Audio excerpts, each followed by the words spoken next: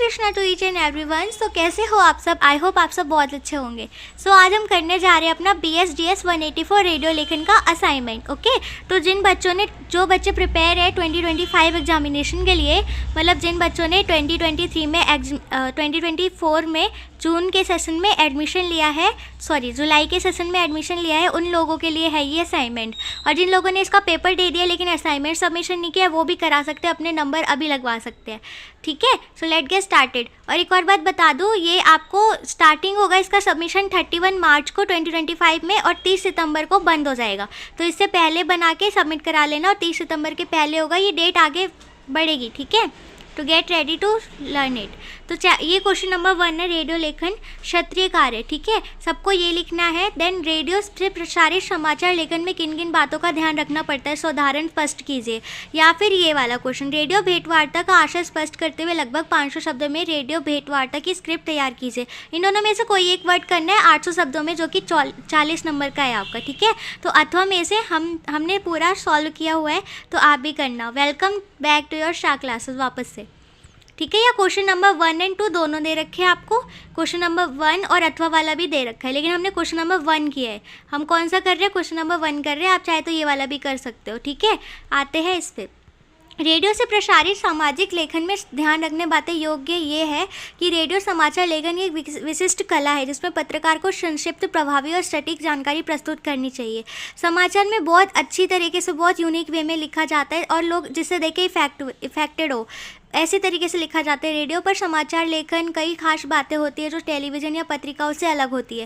Radio समाचार लेखन का उद्देश्य श्रोताओं तथा सटीक स्पष्ट जानकारी पहुंचाना होता है, जबकि उन्हें समाचार को सुनते समय समझने में कोई कठिनाई नहीं होती। निम्नलिखित कुछ मुख्य बातें पर ध्यान दिया जाना चाहिए।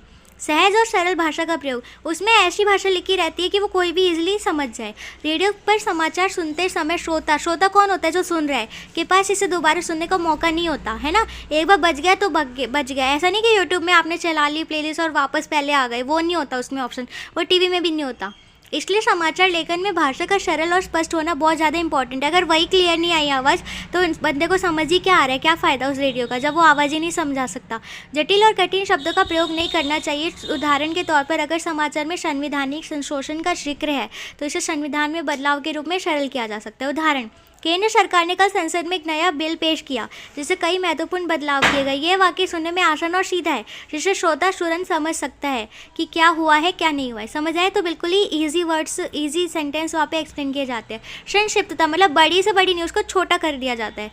रेडियो समाचार के दौरान समय सीमित होता है, कम टाइम होता है, इसलिए हर समाचार को छोटे रूप में प्रस्तुत करते हैं। जैसे आपने टीवी पे भी देखा होगा, आज तक पे दिखाता है ना कि छोटे छोटे पॉइंट्स में, मतलब 1 मिनट का वो फास्टैग चला देते हैं, उसमें पूरी न्यूज़ स्टार्टिंग से एंड तक दिखा देते हैं। कल ही मैं देख रही थी कि मन की बात में मोदी जी ने जो बड़े बड़े वर्ड्स बोले हैं ना, उन्होंने शॉर्टकट में बताया कि उन्होंने बहुत सारी फाइनेंशियल कंडीशन एंड बहुत सारी चीज़ों के बारे में बता रखा है। ठीक है, इससे ज़्यादा विवरण में जाने की आवश्यकता नहीं होती, बल्कि केवल महत्वपूर्ण तथ्यों को हाईलाइट किया जाता है। जो इंपॉर्टेंट चीज़ें हैं ना, जो कि लोगों को समझ आएगी कि हाँ इसके ऊपर ये बोला है, वही चीज़ें वहाँ बताई जाती है। उदाहरण, राजधानी दिल्ली में भारी बारिश के कारण कई मार्गों पर जल भराव हो गया है और यातायात प्रभावित हुआ है। मतलब कि कई जगह पे बहुत ज़्यादा पानी भर गया क्योंकि राजधानी दिल्ली में बारिश आ रही है, और यहाँ पे कई जगह पे प्रभावित हुए, मतलब कई जगह पे वाहन नहीं चल पा रहे, इतना पानी भर गया है। पर यह महत्वपूर्ण जानकारी दी गई है बिना किसी अनावश्यक विवरण के। मतलब बहुत सारी चीज़ें होती है ना, बहुत सारी चीज़ें, लेकिन जो मेन बात है ना, वो ये है जो ऊपर लिखा है। जैसे हेडलाइन देखा होगा आपने, टीवी पे आता है, सटीकता और तथ्यों की पुष्टि। हाँ, बस एक ही डिफरेंस है, टीवी में वो चीज़ दिखाई जाती है, शो कराई जाती है, इसमें वो चीज़ सुनाई जाती है, लेकिन हमारे मन में वो चीज़ बन जाती है। ठीक है, रेडियो समाचार में सटीकता पर विशेष ध्यान देना पड़ता है। मतलब सटीकता मतलब बिल्कुल क्लियर हो वो, क्योंकि सुनने वाले के पास समाचार को पुनः सत्यापित करने का अवसर नहीं होता कि दोबारा वो दिखा दे वो चीज़। पत्रकार को सभी तथ्यों की जांच और पुष्टि करनी चाहिए ताकि कोई गलत सूचना ना प्रसारित हो, है ना। तो बिल्कुल देख के सोच समझ के ही छापते हैं। उदाहरण, भारत सरकार ने 5 लाख नए रोजगार सृजित करने की योजना का ऐलान किया है। इस वाक्य में रोजगार के बारे में जो दावा किया जा रहा है, उसे सटीकता से पुष्टि करने जरूरी है। गलत जानकारी देने से श्रोताओं को भ्रम उत्पन्न होगा कि भाई हमें तो ये सुनाया था लेकिन करवा कुछ और रहे हैं, तो इसलिए उन्हें बिल्कुल क्लियर जानकारी देते हैं। समाचार की प्रासंगिकता। रेडियो समाचार और श्रोताओं के लिए प्रासंगिक और रुचिकर बनाना आवश्यक है। अगर उन्हें रुचि नहीं आएगी उस चीज़ में तो वो देखेंगे ही नहीं। फॉर एग्जाम्पल, वैसे मैं क्या बोलूँ, वो कॉपीराइट आ जाएगा, रहने दो, है ना। तो खबरों का चयन इस आधार पर चयन किया जाता है कि श्रोताओं के लिए महत्वपूर्ण है, अतः ऐसी खबरों की प्राथमिकता दी जाती है जो तत्काल प्रभाव डालती है। एक शो आता है रेडियो पे, मतलब उसका नाम नहीं बताऊंगी मैं, रिवील हो जाएगा। वो बहुत अच्छा, मतलब बहुत अच्छी अच्छी स्टोरीज बताता है, रोमांटिक स्टोरीज, बहुत अच्छी स्टोरीज बताता है, बहुत लंबी कहानी होती है, मतलब वो इतनी अच्छी है, इतनी रुचिकर बनाता है ना, इंटरेस्टेबल, कि भाई कोई भी बंदा एक बार चला गया ना वहाँ तो वो पूरी कहानी सुनने के बाद ही लौटेगा। डेली मैं देखती हूँ 1 से 1.5 घंटा, है ना, लेकिन अब नहीं देखती, अब यार बिजी रहती हूँ काफ़ी, है ना। तो बहुत अच्छी स्टोरी, अभी आधी ख़त्म की है, पूरी भी ख़त्म नहीं की। भारत में आज कोरोना वायरस के उदाहरण के लिए, भारत में आज कोरोना वायरस के मामलों पर वृद्धि दर्ज की गई है। स्वास्थ्य मंत्रालय ने एहतियात बरतने की अपील की है कि भारत में कोरोना वायरस बढ़ रहा है, तो इसलिए सारे के सारे एहतियात बरतेंगे, मतलब वो करेंगे, आपस में दूर रहेंगे। ये खबर श्रोताओं के लिए तत्काल प्रभावी है, बहुत इंपॉर्टेंट है, तो इस समाज की शहर से जुड़ी महत्वपूर्ण सूचना प्रदान करती है। कानूनी और नैतिक जिम्मेदारी। रेडियो समाचार लेखन में पत्रकार को कानूनी और नैतिक जिम्मेदारी का पालन करना पड़ता है। किसी भी समाचार को रिपोर्ट करते समय उसकी गोपनीयता, व्यक्तिगत अधिकार और समाज के प्रति जिम्मेदारी का ध्यान रखना जरूरी होता है। गलत सूचना, झूठी अफवाह या किसी भी प्रतिष्ठा को ठेस पहुंचाना अवैध और अनैतिक हो सकता है। हाँ, वेरी गुड, आओ यहाँ पे। तो वो लोग क्या है ना, वो क्या करते हैं, गलत सूचना कभी नहीं दिखाती टीवी पे। आपने देखा होगा ये व्हाट्सएप वगैरह पे काफ़ी सारी ऐसी चीज़ें आती है जो कि गलत है, लेकिन टीवी पे वही चीज़ आती है जो बिल्कुल करेक्ट है। और रेडियो पर भी कभी कोई गलत चीज़ नहीं आती, क्योंकि बिल्कुल सटीक तरीके से बिल्कुल हर चीज़ को पहचान के, खरोद के, तब जाके वीडियो नहीं, ऐप डालते हैं, ठीक है। तो अब आते हैं, फॉर एग्जांपल, पुलिस ने एक व्यक्ति को हिरासत में लिया है लेकिन उसने किसी अपराध की बात नहीं मानी है। यहाँ पर पत्रकार ने आरोपी की स्थिति स्पष्ट रूप से बताई है बिना किसी पूर्व धारणा या आरोप के। यहाँ पुलिस ने ना व्यक्ति को हिरासत में लिया है, उसने अपराध नहीं माना अपना, लेकिन यहाँ पत्रकार ने आरोपी को साफ रूप से बताया कि वो किसी पूर्व धारणा का आरोप है उसके ऊपर, ठीक है। संगठन और प्रभाव। उदाहरण, प्रधानमंत्री नरेंद्र मोदी ने आज संसद में अपने भाषण में आर्थिक सुधारों के बारे में बात की कि आखिर कैसे इकोनॉमिकली हम डेवलप कर सके अपने देश को। अगले कुछ घंटों में देश भर के विभिन्न हिस्सों में मौसम का बदलाव आने की संभावना है। ये पहले कुछ महत्वपूर्ण राष्ट्रीय समाचार दिया गया है, फिर मौसम संबंधी समाचार दिया गया है। नंबर 7 पे देखो, संचार शैली। रेडियो समाचार लेखन में एक संवादात्मक और सुनने में आरामदायक शैली का होना चाहिए। श्रोताओं को यह महसूस होना चाहिए कि वे किसी से बात कर रहे हैं, न कि किसी गंभीर या औपचारिक स्थिति में है। इसके लिए एक मित्रवत और प्राकृतिक शैली में संवाद करना आवश्यक है। उदाहरण, नमस्कार, आपको सुनने को मिल रहा है हमारे चैनल से, और आज हम बात करेंगे हाल ही में हुए अहम घटनाक्रम के बारे में। यह शैली श्रोताओं को अधिक जुड़ी हुई महसूस कराते, जिससे वे खबर पर ध्यान देते हैं। ध्वन्यात्मकता और प्रभाव। रेडियो माध्यम से आवाज़ का प्रभाव बहुत महत्वपूर्ण होता है। पत्रकार की आवाज़ का स्वर, गति और उच्चारण श्रोताओं की समझ और ध्यान को प्रभावित कर सकता है। यही समय का ठहराव और आवाज़ की तीव्रता का प्रयोग जरूरी होता है ताकि खबर प्रभावी रूप से श्रोता तक पहुंचे। उदाहरण, देश भर में नए स्वास्थ्य कार्यक्रम की शुरुआत हो चुकी है और सरकार ने इसे एक ऐतिहासिक कदम बताया है। यहाँ पर शब्दों के बीच उपयुक्त ठहराव और ध्वन्यात्मक बदलाव श्रोता को जानकारी को गहराई से समझने में मदद करता है। निष्कर्ष, रेडियो समाचार लेखन एक कला है जो पत्रकारिता के अन्य रूपों से अलग है। इनमें श्रोताओं की ज़रूरतों को ध्यान में रखते हुए समाचार को संक्षेप, स्पष्ट और प्रभावी रूप से प्रस्तुत करना होता है। इसके लिए सरल भाषा, सटीकता और समाचार की प्रासंगिकता के साथ साथ पत्रकार को कानूनी और नैतिक जिम्मेदारियों का पालन करना पड़ता है। अच्छी तरह से लिखी गई रेडियो खबरें श्रोताओं तक प्रभावी ढंग से संदेश पहुंचाती है और उन्हें सही जानकारी प्रदान करती है। डॉक्यूमेंट्री और रेडियो रूपक पर साधारण अपने विचार व्यक्त कीजिए, अथवा रेडियो भेंटवार्ता का आशय स्पष्ट करते हुए लगभग 500 शब्दों में रेडियो भेंटवार्ता की स्क्रिप्ट तैयार कीजिए। डॉक्यूमेंट्री और रेडियो रूपक का विचार। डॉक्यूमेंट्री एक फिल्म होती है, छोटी सी फिल्म होती है, बहुत प्यारी फिल्म होती है। डॉक्यूमेंट्री एक फिल्म या वीडियो के रूप में होता है जिसे उद्देश्य किसी वास्तविक घटना, व्यक्ति, समाज या पर्यावरण के बारे में सच्चाई को प्रस्तुत करना होता है। यह फिल्म केवल तथ्यों, साक्षात्कारों, रिपोर्टों और वास्तविक दृश्यावलियों के माध्यम से जानकारी प्रदान करती है। अच्छा, तुम्हें मैं एक डॉक्यूमेंट्री बताती हूँ, वो तुम सब जाके देखना, ठीक है। उसका मेरे को याद नहीं है, लेकिन नाम क्या है उस लड़के का ये भी याद नहीं है, लेकिन वो बहुत अच्छी स्टोरी है, एक बार आप जरूर देखना जाके।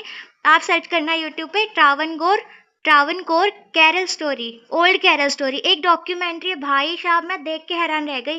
वो जो लड़की है ना, मतलब मैं क्या बताऊँ, आप एक बार बस जाके देखना। वो जो स्टोरी है ना, ज़्यादा नहीं, 14 मिनट्स की है, एक बार आप देखना, क्योंकि मैं बता नहीं सकती, बहुत अच्छी फिल्म है, सच में बहुत अच्छी फिल्म है वो, है ना। तो डॉक्यूमेंट्री वो वाली देखना।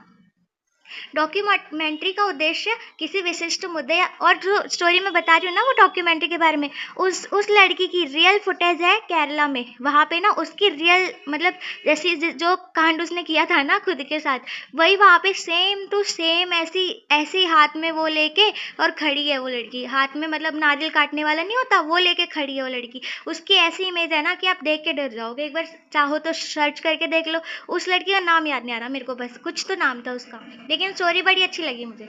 अब आते हैं डॉक्यूमेंट्री पे। डॉक्यूमेंट्री एक मुख्य उद्देश्य किसी विशिष्ट मुद्दे या घटनाक्रम पर गहरी जानकारी देना, जागरूकता उत्पन्न करना और कभी कभी दर्शकों को इस मुद्दे पर सक्रिय रूप से सोचने और कार्यवाही करने के लिए प्रेरित करना। फॉर एग्जाम्पल, जो लड़की थी ना पुराने टाइम पे केरल में ना राजा का राज होता था, ट्रावनकोर, एक बार डॉक्यूमेंट्री बता देती हूँ, है ना। तो वहाँ पे क्या होता था, कोई नहीं, आप देख लेना, मैं बता भी नहीं सकती, कोई ना। डॉक्यूमेंट्री का उद्देश्य और महत्व। डॉक्यूमेंट्री फिल्में समाज और मानवता के विभिन्न पहलुओं को दर्शाने का एक प्रभावी माध्यम है, उन मुद्दों को सामने लाती है जिन्हें आमतौर पर नज़रअंदाज किया जाता है। जो समझ आया ना आपको, क्या क्या चीज़ें, क्या क्या मुद्दे आते हैं। समाज में होने वाले सामाजिक, सांस्कृतिक, राजनीतिक और पर्यावरणीय परिवर्तनों को स्पष्ट रूप से और सच्चाई के साथ प्रस्तुत किया जाता है। डॉक्यूमेंट्री के माध्यम से दर्शक न केवल किसी विशिष्ट घटना या समाचार के बारे में जानकारी प्राप्त करते हैं। फॉर एग्जाम्पल, डॉक्यूमेंट्री निकली है ना किस पे, शेरशाह मूवी देखा है आपने, वो जो है क्या नाम है, कैप्टन जो रहता है, विक्रम भट्ट नाम रहता है ना उनका, उनके ऊपर डॉक्यूमेंट्री है। बहुत सारे लोगों के ऊपर डॉक्यूमेंट्री निकली हुई है ना, सचिन के ऊपर निकली है, और एक वो महेंद्र सिंह धोनी के ऊपर निकली हुई है, बहुत सारी फिल्मों के ऊपर, गंगूबाई के ऊपर निकली हुई है, सारी की सारी क्या है आपकी डॉक्यूमेंट्रीज ही है। डॉक्यूमेंट्री के माध्यम से दर्शक न केवल किसी विशेष घटना या समस्या के बारे में जानकारी प्राप्त करते हैं, बल्कि वे उस विषय के प्रति गहरी समझ और संवेदनशीलता भी विकसित करते हैं। समझ आया आपको, डॉक्यूमेंट्री कहीं ना कहीं लोग जागरूक होते हैं। डॉक्यूमेंट्री में दर्शकों में सामाजिक परिवर्तन के लिए प्रेरणा उत्पन्न होती है। उदाहरण के लिए 2016 में एक प्रसिद्ध डॉक्यूमेंट्री है जो अमेरिकी जेल प्रणाली और अफ्रीकी अमेरिकी समुदाय के खिलाफ भेदभाव के मुद्दे पर केंद्रित है। फिल्म इस बात की जांच करती है कि वे संयुक्त राज्य अमेरिका में 13वीं संविधान संशोधन ने कैद और दास्ता के बीच एक कड़ी बनाई। डॉक्यूमेंट्री ने दर्शकों को विचारशील तरीके से बताया कि जेलों में भारी संख्या में अफ्रीकी अमेरिकी पुरुष क्यों कैद होते हैं और कैसे प्रणाली समाज में नस्लीय असमानताओं को बढ़ाती है। इस डॉक्यूमेंट्री में समाज को यह सोचने पर मजबूर किया कि वे हम सच में एक समान और न्यायपूर्ण समाज में रहते हैं।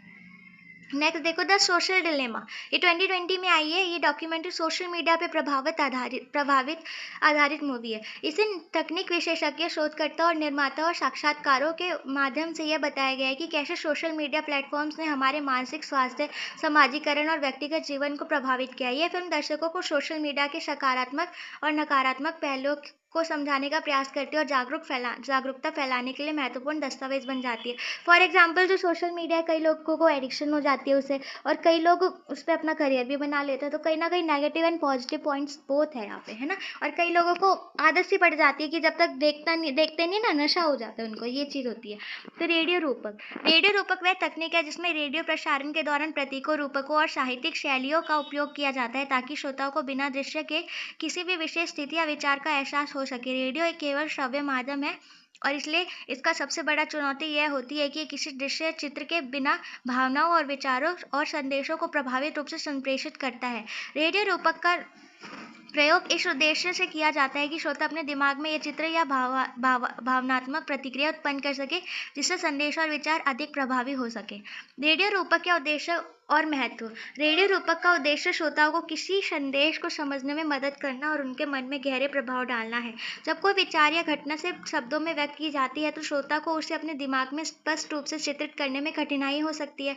इस समस्या का समाधान रूपक और प्रतीकों के माध्यम से किया जाता है, जो श्रोता के मन में त्वरित और स्पष्ट रूप उत्पन्न करते हैं। रेडियो रूपक श्रोताओं के मानसिक और भावनात्मक प्रतिक्रियाओं को जगाने के लिए शक्तिशाली उपकरण बन सकते हैं।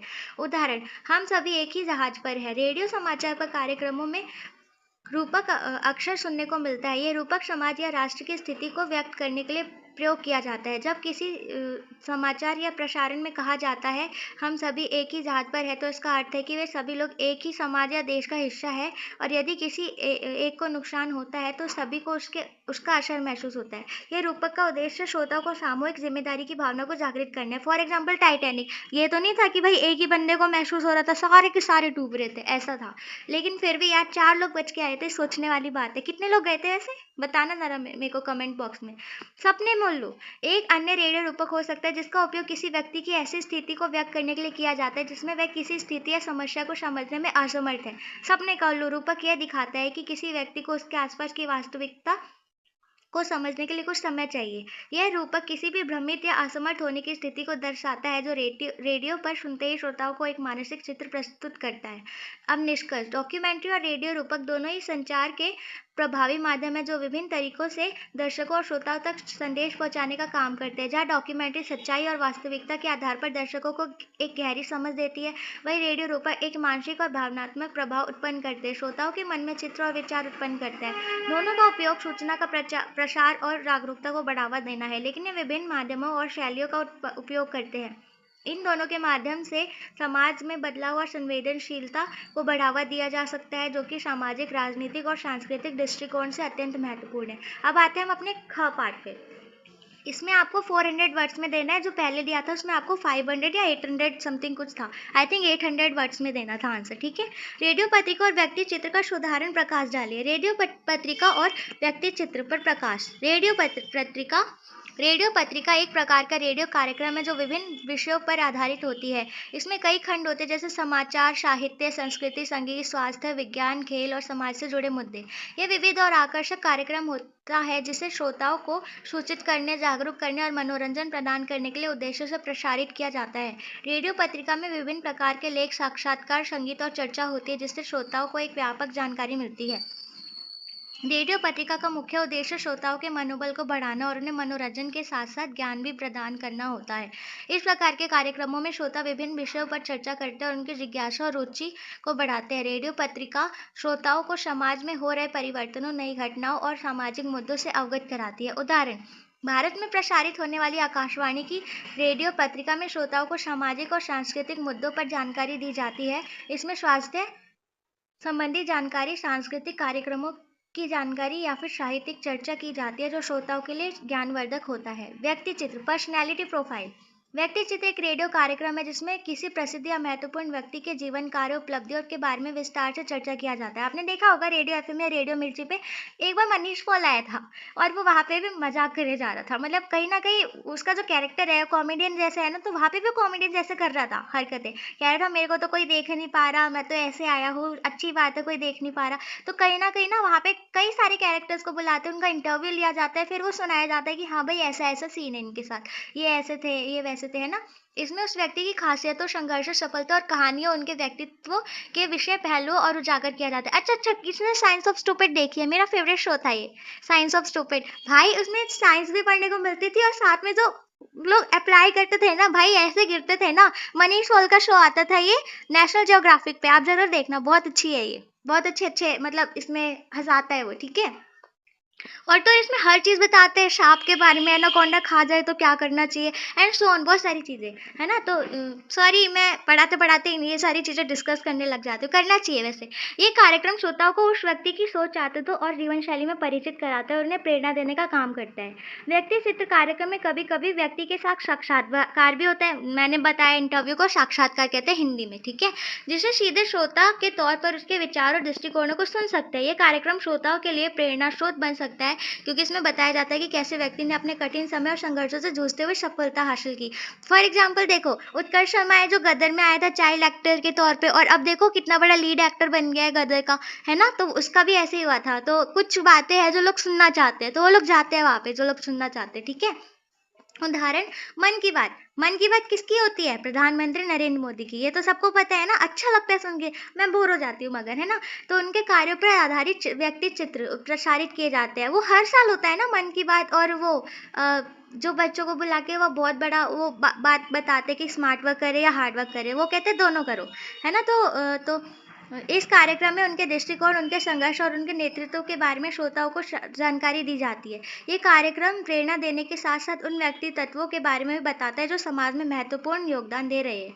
निष्कर्ष, रेडियो पत्रिका और व्यक्ति चित्र दोनों ही श्रोताओं को जानकारी देने और मनोरंजन करने के लिए प्रभावी तरीके हैं। यह रेडियो पत्रिका विभिन्न प्रकार के विषयों पर चर्चा करती है, वही व्यक्ति चित्र किसी विशेष व्यक्ति के जीवन को उजागर करके श्रोताओं को प्रेरणा देती है। ठीक है, अब नेक्स्ट आते हैं हम क्वेश्चन नंबर 4 पे। इसे भी हमें 400 में आंसर देना है। और एक और बात, मैंने आपको ये पॉइंट्स फॉर्मेट में इसलिए दिया है क्योंकि आप खुला खुला लंबा लंबा लिखोगे ना तो पॉइंट्स के नंबर देते हैं टीचर्स, और खोल खोल के लिखना, ज़्यादा चिपका चिपका के नहीं, उससे भी अच्छे नंबर आते हैं। ठीक है, रेडियो एक श्रव्य और ऑडिटोरी है माध्यम है, जबकि अन्य माध्यम जैसे टीवी और पत्रिका दृश्य, विजुअल और श्रव्य दोनों प्रकार के होते हैं। इस प्रकार रेडियो की भाषा को श्रोताओं तक प्रभावी तरीके से जानकारी पहुंचाने के लिए विशेष रूप से तैयार किया जाता है ताकि वे केवल शब्दों से संदेश समझ सके। रेडियो की भाषा में कुछ विशिष्टताएं होती है जो इसे अन्य माध्यमों से अलग करती है। सहज और सरल भाषा, रेडियो में भाषा और सरल और सहज रखना बहुत महत्वपूर्ण होता है क्योंकि श्रोता के पास इसे पुनः सुनने का विकल्प नहीं होता। रेडियो समाचार या कार्यक्रमों में जटिल शब्दों और वाक्य संरचनाओं का प्रयोग कम से कम किया जाता है।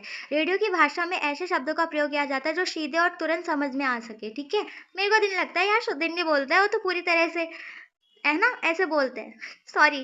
केवल सरकार ने, क्योंकि न्यूज़ में भी आता है ना कि आज ये हो गया, इस अध्यक्ष ने ये कर दिया, उन्होंने ये कर दिया, तो ऐसे कुछ ऐसी चीज़ें हैं ना जो समझ नहीं आती है, लेकिन ये लोग कह रहे तो कुछ कुछ बताते होंगे। आधे से ज़्यादा तो मैं पापा से ही पूछ लेती थी अपने कि ऐसे ऐसे क्या होता है, इसका मतलब क्या होता है, भ्रष्टाचार क्या होता है, ये सारी चीज़ें। ठीक है, उदाहरण, केंद्र सरकार ने नए शिक्षा सुधारों की घोषणा की है। ये वाक्य सीधा और स्पष्ट है जिससे श्रोताओं को तुरंत समझ में आता है कि खबर क्या है। संक्षिप्तता और गति, रेडियो समाचार और कार्यक्रम में समय का ध्यान रखना जरूरी होता है। देखा है आपने, टिक टिक टिक टिक, एक न्यूज़ जो है वो 59 सेकंड तक चलाते हैं, मतलब 1 मिनट तक चलाते हैं, फिर दूसरी भी न्यूज़ भी 1 मिनट तक चलाते हैं और नीचे टाइमिंग्स दिखाई रहती है ना, तो कम टाइम में ज़्यादा से ज़्यादा लोग सुन सके ऐसे बनाते हैं वो लोग, इसलिए संवाद संक्षिप्त और प्रभावी होते हैं। रेडियो की भाषा में बिना किसी अनावश्यक विवरण के सीधे और स्पष्ट जानकारी दी जाती है। ऐसा रेडियो में भी होता होगा, ये लोग कह रहे, तो टीवी में तो होता ही है, आज तक पे देखा है मैंने, एबीपी देखा है। उदाहरण, राजधानी दिल्ली में आज भारी बारिश हो सकती है और यातायात प्रभावित हो सकता है। ये वाक्य जानकारी में है, जानकारी दे रहे हैं संक्षेप, मतलब छोटे से तौर पे, लेकिन चाहे तो ये भी बोल सकता था यहाँ बहुत तेज बारिश होगी, यहाँ पे गाड़ियाँ ढह जाएंगी, पेड़ गिर जाएंगे, बहुत सारी लंबे चौड़े, मतलब छोटी सी बात बता दी इन्होंने इतने लंबे को, बिना किसी अतिरिक्त ब्यौरे के प्रदान करता है, मतलब छोटी सी बात बता दी, लोगों को समझ भी आ गई कि हाँ यहाँ पे भारी बारिश हो सकती है। जैसे आज भी भारी बारिश का बोला है दिल्ली में, लेकिन पता नहीं होगी कि नहीं, पता नहीं। भावनात्मक, और मेरे को तो नहीं लगता, धूप निकली है। भावनात्मक और प्रेरणादायक शैली, चूंकि रेडियो पर केवल आवाज़ सुनाई देती है इसलिए रेडियो की भाषा में भावनाओं को व्यक्त करने का विशेष ध्यान रखा जाता है। संवाददाता का स्वर और शैली श्रोताओं को प्रभावित करने में अहम भूमिका निभाती है। रेडियो में संवाद शैली में अधिक ऊर्जा, उत्साह या चिंता हो सकती है जिससे श्रोता को संदेश की गंभीरता का एहसास होता है। उदाहरण, आइए अब हम मिलकर इस राष्ट्रीय संकट में एकजुट हो और समाधान की दिशा में कदम बढ़ाएं। ये वाक्य श्रोताओं को प्रेरित करते कि भावनात्मक रूप में लिखा गया है। संचार और श्रृंगारी तकनीकें, रेडियो की भाषा में शब्दों को ध्यानमकता, स्वर और ताल का विशेष ध्यान रखा जाता है। चूंकि रेडियो एक श्रव्य माध्यम है जिसमें शब्दों का चयन और उनका उच्चारण प्रभावी होता है। शब्दों के सही उच्चारण के साथ उनकी गति और ठहराव भी महत्वपूर्ण होते हैं ताकि श्रोताओं का ध्यान पूरी तरह से बना रहे।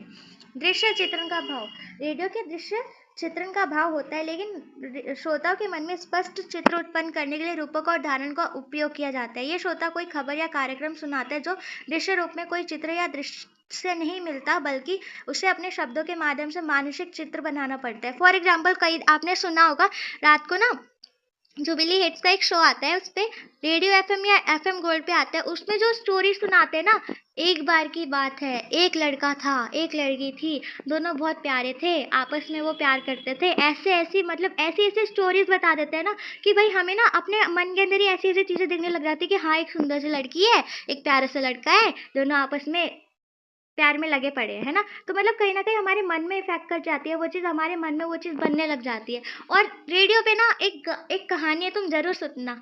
कहानी तो मेरी फेवरेट है और मैं भूल भी गई, एक सेकेंड। क्या था, स्टोरी बहुत अच्छी है, वो पॉकेट एफएम पे, आप ज़रा सुनना।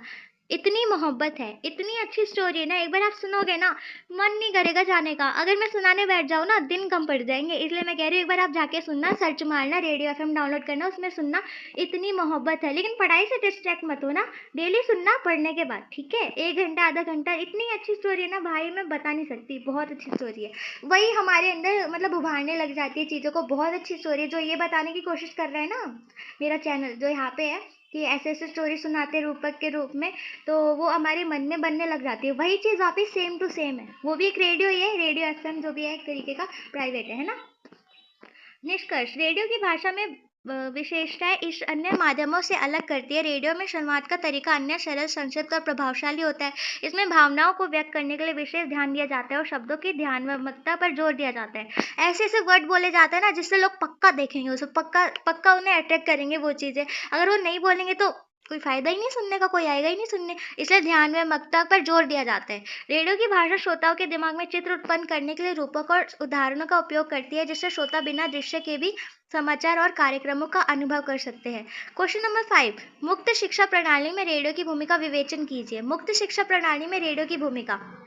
ओपन एजुकेशन सिस्टम, ये एक ऐसी शिक्षा पद्धति है जिसमें पारंपरिक कक्षा और विद्यालयों की सीमाओं के बाहर शिक्षा प्रदान की जाती है। इसमें दूरस्थ शिक्षा, ऑनलाइन कक्षा और अन्य शैक्षिक समाधान शामिल होते हैं। रेडियो इस प्रणाली में एक महत्वपूर्ण भूमिका निभाता है, क्योंकि एक सस्ता, सुलभ और प्रभावी माध्यम है। इसमें पढ़ाते भी है, जिसे दूर दराज के इलाकों में भी पहुंचाया जा सकता है। रेडियो का उपयोग विशेष रूप से छात्रों के लिए किया जाता है, और जो पारंपरिक शिक्षा प्रणाली है बाहर है, जिसके पास अन्य शैक्षिक संसाधन पहुंच नहीं सकते, उनके लिए शैक्षिक सामग्री का प्रसारण। अ, रेडियो के माध्यम से शैक्षिक सामग्री जैसे पाठ्यक्रम, व्याख्यान और अन्य शैक्षिक कार्यक्रम प्रसारित किए जाते हैं। ये छात्रों को उनके घर पर बैठकर भी शिक्षा प्राप्त करने का अवसर प्रदान करता है, खासतौर पर ऐसे क्षेत्रों में जहाँ इंटरनेट की पहुंच सीमित है। वह अनलिमिटेड नहीं जाता, लिमिटेड ही जाता है। यहाँ जहाँ स्कूलों और विश्वविद्यालयों की सुविधाएं उपलब्ध नहीं होती, रेडियो शिक्षा का एक प्रमुख साधन बन सकता है। उदाहरण, भारत में राष्ट्रीय स्तर पर आकाशवाणी और ग्राम भारती जैसे रेडियो चैनल ग्रामीण इलाकों में शिक्षा का प्रसार करते हैं। इन रेडियो कार्यक्रमों में विद्यार्थियों को विज्ञान, गणित, भाषा, समाजशास्त्र और अन्य विषयों पर व्याख्यान दिए जाते हैं, जिन्हें वे अपने घरों में बैठकर सुन सकते हैं। समय और स्थान की स्वतंत्रता, रेडियो के माध्यम से शिक्षा प्राप्त करने के लिए बहुत लाभ है। ये है कि समय और स्थान की स्वतंत्रता प्रदान करता है। छात्र किसी भी समय रेडियो सुन सकते हैं, चाहे वे कहीं भी हो। ये विशेष रूप से कामकाजी व्यक्तियों या दूरस्थ रेडियो में रहने वाले छात्रों के लिए लाभकारी है। इस प्रकार रेडियो मुक्त शिक्षा प्रणाली का एक प्रभावी हिस्सा बनता है, क्योंकि ये शिक्षा को समय और स्थान से मुक्त कर देता है। सस्ते और सुलभ साधन, रेडियो शिक्षा का एक अन्य महत्वपूर्ण पहलू यह है कि वह सस्ता माध्यम है। बहुत से छात्रों को रेडियो तक आसानी से पहुंच प्राप्त होती है, जबकि अन्य शैक्षिक संसाधनों में जैसे कंप्यूटर, इंटरनेट या प्रिंट मीडिया महंगे हो सकते हैं। रेडियो की सस्ती और सुलभता इसे शिक्षा के प्रचार में आदर्श बनाती है। विविधता और बहुरूपता, रेडियो का उपयोग विभिन्न प्रकार की शैक्षिक सामग्री को प्रभावित करने के लिए किया जा सकता है। इसमें ऑडियो, व्याख्यान, साक्षात्कार, कक्षा, वार्तालाप, प्रेरणादायक सामग्री, यहाँ तक कि खेल संबंधी गतिविधियां भी शामिल हो सकती है। रेडियो को विभिन्न शैक्षिक स्तरों और विषयों के लिए उपयोग बनाया जा सकता है, जिससे यह बहुत परोपकारी और विविधतापूर्ण शिक्षा का साधन बन जाता है। नेक्स्ट देखो आपका संचार और प्रेरणा का स्रोत, रेडियो श्रोताओं को सीधे प्रेरित कर सकता है और उनकी समस्याओं का समाधान भी प्रस्तुत कर सकता है। रेडियो माध्यम से शिक्षकों और विशेषज्ञों से संवाद स्थापित करने की सुविधा छात्रों को मिलती है, जिससे वे अपनी शंकाओं का समाधान प्राप्त कर सकते हैं। इसके अलावा रेडियो का प्रेरणादायक कार्यक्रम और जीवन कौशल पर आधारित चर्चाएं भी छात्रों को मानसिक रूप से प्रेरित करती है और उनकी शिक्षा में रुचि बनाए रखती है। सांस्कृतिक और समुदायों से जुड़ाव, रेडियो के माध्यम से न केवल शिक्षा दी जाती है, बल्कि यह संस्कृति, परंपरा और समुदाय से भी जुड़ने का एक रास्ता है। विभिन्न समुदाय और भाषाओं में शिक्षा सामग्री उपलब्ध कराकर उन्हें सांस्कृतिक पहचान और पारंपरिक ज्ञान से जोड़ सकता है। यह विशेष रूप से उन इलाकों में महत्वपूर्ण है जहाँ शिक्षा का स्तर निम्न है और जहाँ शिक्षा के अन्य साधन उपलब्ध नहीं है। उदाहरण, भारत में इंद्रधनुष और ग्राम विकास जैसे कार्यक्रमों रेडियो पर प्रसारित होते हैं, जो ग्रामीण इलाकों में शिक्षा के लिए सामाजिक और सांस्कृतिक जागरूकता भी बढ़ाते हैं। नेक्स्ट देखो निष्कर्ष, रेडियो की भूमिका मुक्त शिक्षा प्रणाली में अत्यंत महत्वपूर्ण है। ये एक प्रभावी, सस्ता और सुलभ माध्यम है जो शिक्षा को समय, स्थान और भौगोलिक सीमाओं से परे लेकर जाता है। रेडियो का उपयोग शैक्षिक सामग्री के प्रसार, प्रेरणा देने, संवाद स्थापित करने और शिक्षा को लोकतांत्रिक बनाने में मदद करता है, विशेष रूप से उन क्षेत्रों में जहाँ अन्य शिक्षा संसाधनों की कमी है। रेडियो शिक्षा का एक सशक्त उपकरण बन सकता है। नंबर 6, किसी भी कार्यक्रम के लिए 500 शब्दों में कमेंट्री तैयार कीजिए। ठीक है, तो कार्यक्रम भारत की सांस्कृतिक धरोहर पर कमेंट्री, ये है कमेंट्री, आप देख सकते हैं यहाँ से। प्रिय श्रोताओं नमस्कार, आज हम भारत की सांस्कृतिक धरोहर पर विशेष कार्यक्रम को लेकर आए। यहाँ से आप लिख लो। ठीक है, यहाँ से शीला लिखो। देन आते हैं ये वाला पैरा लिख लो। देन ये वाला ऑल्सो। देन ये वाला, ये बहुत बड़ा पैरा है, 500 वर्ड्स में है।